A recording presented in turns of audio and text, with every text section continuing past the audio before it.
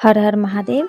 नमस्कार साथियों, स्वागत है आपका आपके अपने संपूर्ण भक्ति सागर चैनल परिवार में। साथियों, आज हम रवि प्रदोष व्रत कथा सुनाने जा रहे हैं।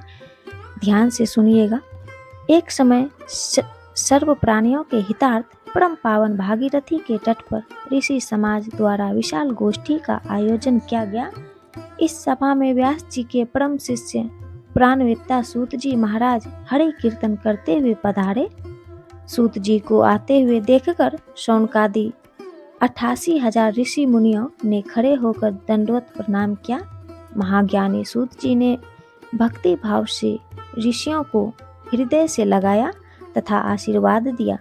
विद्वान ऋषिगण और सब शिष्य आसनों पर विराजमान हो गए। शौनकादि ऋषि ने पूछा, हे पूज्यवर महामते, कृपया यह बताने का कष्ट करें, मंगलप्रद कष्ट निवारक यह व्रत सबसे पहले किसने किया और उसे क्या फल प्राप्त हुआ? श्री सूत जी बोले, आप सभी शिव के परम भक्त हैं। आपकी भक्ति को देखकर मैं उस व्रती मनुष्यों की कथा कहता हूँ। ध्यान से सुनो। एक गांव में अति दीन ब्राह्मण निवास करता था। उसकी साध्वी स्त्री प्रदोष व्रत किया करती थी। उसे एक ही पुत्र रत्न था। एक समय की बात है, वह पुत्र गंगा स्नान करने के लिए गया।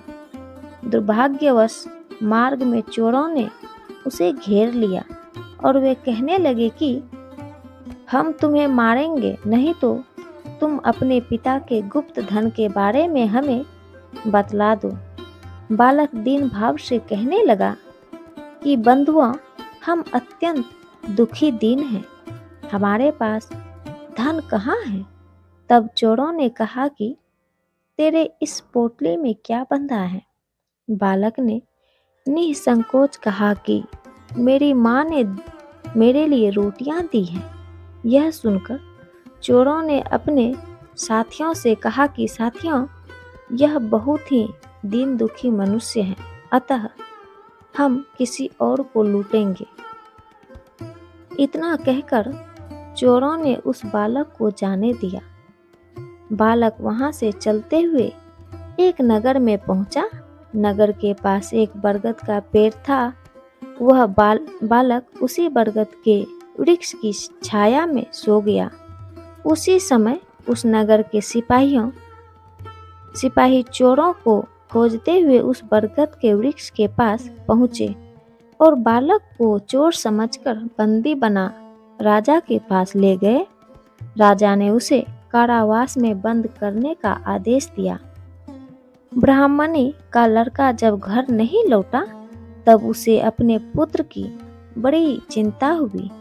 अगले दिन प्रदोष व्रत था। ब्राह्मणी ने प्रदोष व्रत किया और भगवान शंकर से मन ही मन अपने पुत्र की कुशलता का प्रार्थना करने लगी।